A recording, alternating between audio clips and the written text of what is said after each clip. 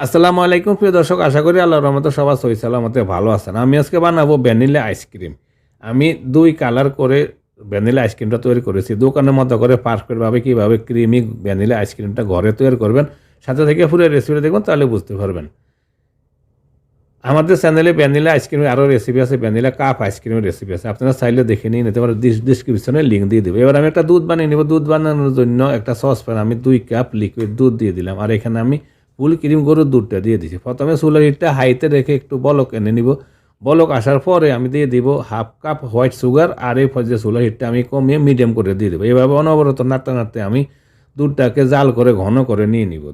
2.5 cup 2 cup দুধ আর 1/2 cup চিনি, 2.5 কাপকে আমি ঘন করে 1 কাপের মতো করে নিয়ে নিব, মানে আমি কনডেন্স মিল্ক তৈরি করে নিয়ে নিব। প্রিয় দর্শক, আশা করি রেসিপিটা আপনাদের পছন্দ হবে। যদি রেসিপিটা পছন্দ হয় প্লিজ একটা লাইক এবং একটা কমেন্ট করুন, আর প্লিজ আমাদের চ্যানেলটা সাবস্ক্রাইব করে আমাকে সাপোর্ট করার জন্য অনুরোধ করবো প্লিজ।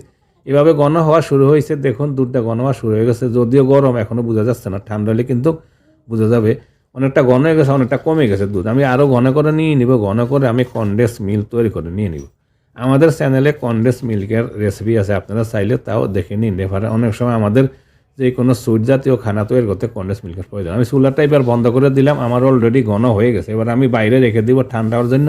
ঠান্ডা বাইরে করে তারপরে ফ্রিজে আমি 1 ঘন্টার মতন ঠান্ডা করে নিয়ে নিয়েছি, ফ্রিজে নর্মালে রেখে চলে আসলাম। আমি ভালো করে ঠান্ডা করে নিয়ে ফ্রিজে আবার 1 ঘন্টা রেখে ভালো করে ঠান্ডা করে নিয়ে নিয়েছি। দেখুন গাঢ় কেমন গাঢ় হয়েছে, এর ঘনত্বটা দেখুন। অলরেডি কনডেন্স মিল্কটা তৈরি হয়ে গেছে। এবার আমি এক সাইডে রেখে দিয়ে আমি অন্য একটা ছোট বল নিয়ে নিলাম আইসক্রিমের মিশ্রণ তৈরি করার জন্য। এতে দিয়ে দিলাম 1 কাপ হুইপ ক্রিম। এই হুইপ ক্রিমটা আমি ফ্রিজ থেকে ডাইরেক্ট নামিয়ে নিয়েছি, আর ঠান্ডা অবস্থায় নিতে হবে হুইপ ক্রিমটা। তারপরে আমি একটা ইলেকট্রিক বিটার দিয়ে একটু সময় নিয়ে 6 থেকে 7 মিনিট যাবত বিট করে আমি হুইপ ক্রিমটা ফোম তৈরি করে নিয়ে নিব। বিট করতে করতে এক পর্যায়ে যখন দেখবেন ক্রিমটা ফোমে পরিণত হয়ে গেছে, এরকম দেখেন ফোম হয় কিন্তু উপরে ফুলে উঠে গেছে, যে এই পর্যায়ে হয়ে যাবে, মনে করবেন যে হয়ে গেছে অলরেডি মাছের মিশ্রণটা আইসক্রিমের।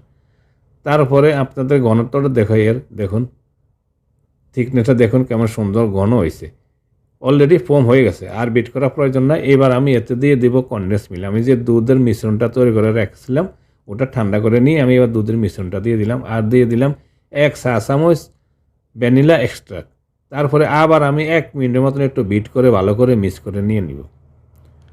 ভালো করে মিক্স করে নেওয়ার পরে আমি এবার একটা বক্সে ঢেলে নিয়ে নিব। আমি একটা প্লাস্টিকের বক্স নিয়ে নিলাম, আর বক্সটা আমি ফ্রিজে রেখে ঠান্ডা করে নিয়ে নিয়েছি। প্রথম আমি নিচের সাইডে সাদা অংশটুকু এক লেয়ার, মানে অর্ধেকের চেয়ে একটু বেশি অংশ, অর্ধেকের চেয়ে একটু কিছুটা বেশি আমি নিচে দিয়ে দেবো সাদা অংশ। সাদাটুকু দেওয়ার পরে বাকি আরও কিছুটা মিশ্রণ রয়ে গেছে আইসক্রিমের, এর সাথে আমি কালার মিক্স করবো। এখানে আমি ফ্রেশ জাফরান দুধে ভিজিয়ে রেখে আমি একটা কালার করে তৈরি করে নিয়ে নিয়েছি। আপনারা চাইলে এখানে অরেঞ্জ কালার অথবা ফুড কালার যে কোনো কালার ব্যবহার করতে পারেন। আমি এখানে জাফরানের কালারটা ব্যবহার করছি। ভালো করে আবার একটু মিক্স করে কালারটা তো তৈরি করে নিয়ে নিলাম। এবার আমি এই কালারটা সাদা মিশ্রণের উপরে দিয়ে দিব। নিচে সাদা অংশটুকু দিছি, আর উপরে আমি এই কালারের অংশটুকু দিব। এইভাবে সুন্দর দেখা যায়, 2টা লেয়ারে 2 কালারে আইসক্রিমটা তৈরি করলে দেখতে খুব সুন্দর লাগে, আর জাফরানের ফ্লেভারটা কিন্তু খুবই সুন্দর। এবার আমি একটু সমান করে দিয়ে সেট করে নিয়ে নিলাম। বক্সের মধ্যে সেট করে নেওয়ার পরে আমি একটা চামচ দিয়ে ঘুরিয়ে ঘুরিয়ে এভাবে নিচের সাদা অংশটুকু একটু উপরে উঠে দেবো, আর উপরের কিছুটা হলুদ অংশ আমি নিচে দিয়ে দেবো। এইভাবে হালকাভাবে একটু মিক্স করে নিলাম। তাতে যখন আইসক্রিমটা আমার ফ্রিজে জমাট বাঁধে যাবে, তারপরে কিন্তু উঠানোর সময় খুব একটা সুন্দর দেখা যাবে 2টা লেয়ারে 2 কালারে আইসক্রিমটা। এবার আমি একটু সেট করে নিয়ে নিলাম।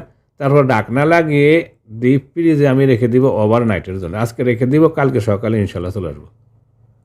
আমি চলে আসলাম পরের দিন সকালবেলা, আমি ডিপ ফ্রিজ থেকে আমি নামিয়ে নিলাম। আমার আইসক্রিমটা অলরেডি জমাট বেঁধে গেছে, মাশাআল্লাহ অলরেডি সেট হয়ে গেছে। আমি এবার আপনাদেরকে একটা বাটিতে উঠিয়ে দেখাই, তারপর আপনারা বুঝতে পারবেন কেমন সুন্দর করে জমাট বাঁধছে। দেখুন মাশাআল্লাহ টেক্সচারটা দেখুন, অলরেডি পারফেক্টভাবে হয়ে গেছে ভ্যানিলা আইসক্রিম। আমি 2টা কালার দিয়ে দিছি, এই জন্য একটু সুন্দর দেখা যায়, 2 কালারের 2 লেয়ারের আইসক্রিম।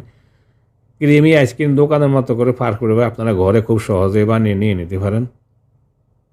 এবার আমি একটু সুন্দর দেখানোর জন্য উপরে কিছুটা স্প্রিংকল সিটা দিয়ে দিলাম। প্রিয় দর্শক, আশা করি রেসিপিটা আপনার পছন্দ হবে। যদি পছন্দ হয় প্লিজ আমাদের চ্যানেলটা সাবস্ক্রাইব করে সাথে থাকার জন্য অনুরোধ করবো। সবাই ভালো থাকুন, সুস্থ থাকুন, আবার দেখাবো ইনশাল্লাহ অন্য কোনো সময় অন্য কোনো রেসিপিতে। আল্লাহ হাফিজ।